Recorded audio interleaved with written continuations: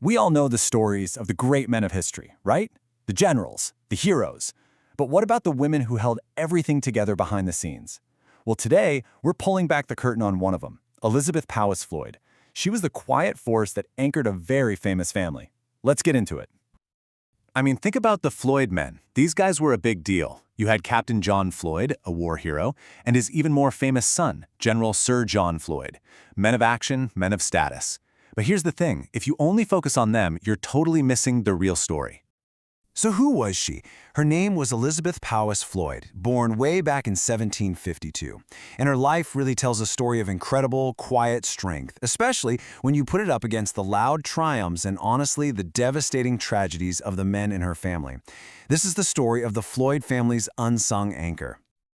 All right, so let's dive into her story. Elizabeth's life was supposed to be a fairy tale.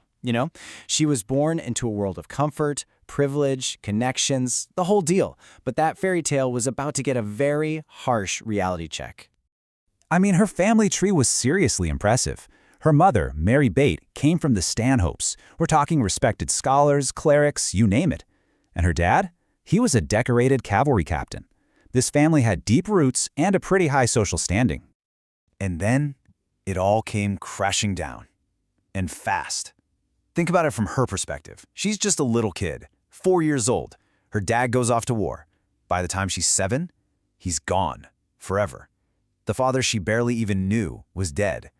And with him, so was the family's entire financial security. And to really grasp how big of a disaster this was, we have to talk money. Her father's army commission, that wasn't just a job title. It was an asset. Think of it like a stock portfolio today worth over £3,000. That was an absolute fortune back then. And when he died, poof, it just vanished. You couldn't inherit it. So what did they get instead of that fortune? A measly £30 a year. That's it. A widow's pension that was called, and I'm quoting here, a token gesture. It was basically nothing. Their entire financial world just imploded. For a young woman like Elizabeth, this wasn't just bad luck. This was the perfect storm. Her world was suddenly full of roadblocks, and the map to her future had basically been torn up. Let's break down just how tough her situation was. First, no money means no dowry, and back then, no dowry, good luck finding a husband. Second, the marriage market itself was a mess. These constant wars were killing off a ton of the eligible guys from her social class. And third, if you don't get married, you're just stuck, completely dependent on your family, living in this awful social limbo. So what do? Well, Elizabeth's mom, Mary, did what a lot of widows in her position did. She brought in a lady's companion. Think of it as a respectable job for a well-bred woman who'd fallen on hard times. And this companion, Sarah Reynolds, wasn't just a visitor. She moved in, becoming a permanent part of the household. And this role was tricky. As one historian put it, the companion was in this lonely and delicate liminal space, neither a friend nor a servant. What a way to describe it, right? You're not one of the family, but you're not exactly staff either.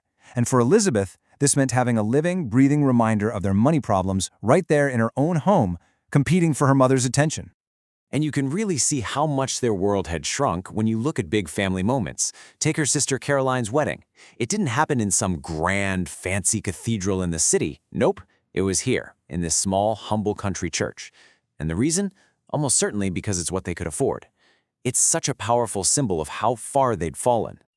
Okay, so after years of living in this uncertain state, we get to a huge turning point in Elizabeth's life. Her mother's health is failing, and everything, absolutely everything, is riding on what's in her last will and testament.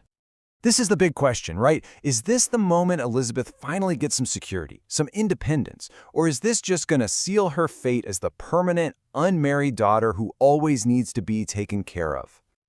Well, the answer was a gut punch.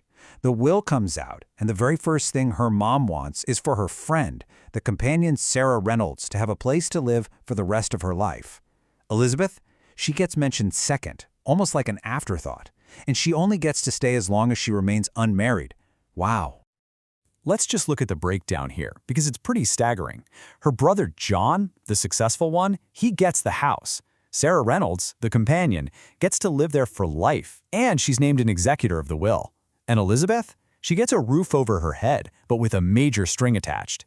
It's really hard to see it any other way. Her own mother seemed to prioritize the companion's future over her own daughter's. So at this point, things look incredibly bleak for Elizabeth. No money, no husband, and now she's basically a long-term guest in her own family home. You'd think that's the end of the story, but it's not. Not even close. Because out of a terrible family tragedy, her life is about to find a whole new meaning. Now, through all this drama, there was one person who was always in her corner, her brother John. Remember him? He's a big-shot general now, and years before, he'd written her a letter from India promising he had made all provision for her. He was really the only lifeline she had left. So, in 1800, General Floyd comes back to England, rich and successful. Everything seems great. Then, just 2 years later, an unthinkable tragedy strikes. His youngest daughter dies of scarlet fever.